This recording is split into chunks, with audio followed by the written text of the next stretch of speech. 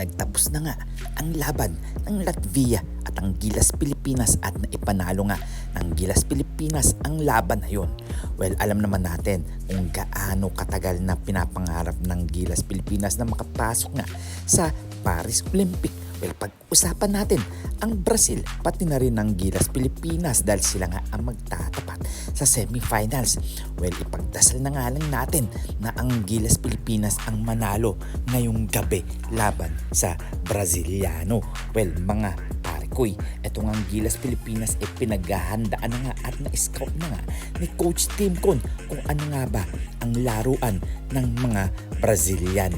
Well, alam naman natin na maraming ang player ng Brazilian ang naglalaro sa NBA at alam naman natin na mga NBA caliber nga ito.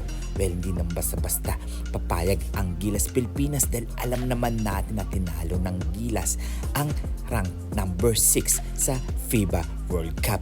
Well, pinaghandaan nga ngayon ang Gilas ng mga ibang European team dahil hangang-hanga nga sila dahil sa sobrang tagal na nga na hindi nga nakapasok ang Pilipinas sa FIBA World Cup.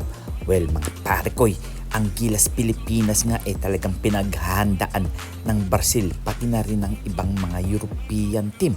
Well, marami ngang humanga sa mga ginawa ni Coach Tim Con kung paano siya humawak ng mga tao o mga player at kung paano rin sila mag-adjust pagdating sa triangle offense. Well, mga parikoy, kayo na lang ang humusga dito. Tatalunin kaya ng Gilas Pilipinas ang mga Brazilian o ang Gilas Pilipinas ang mananalo ngayong FIBA World Cup at makakapasok sa Paris Olympic? Well, ipagdasal na nga lang natin na kakayanin ng Gilas Pilipinas ang Brazil kahit mas angat tayo pagdating sa mga laki o bilis. Well, alam din naman natin di rin papatalo ang mga Brazilian dahil mabibilis ang mga Brazilian pagdating sa basketball. Well, halos kaparehas nga natin yan. Well, hanggang dito na lang tayo at hintayin na lang natin ang labanan ng Brazil at ang Gilas Pilipinas mamayang gabi. At sana nga manalo nga tayo na katulad nga na ginawa natin sa rank number 6 na Latvia na talagang tinambakan natin na umiscore lang naman tayo ng 89-80. Well, hanggang dito na lang tayo at ulit-ulitin na lang natin na think positive na manalo at tambakan ng Gilas Pilipinas ang Brazil mamayang gabi. Hanggang dito na lang tayo at hindi ko na pahabain.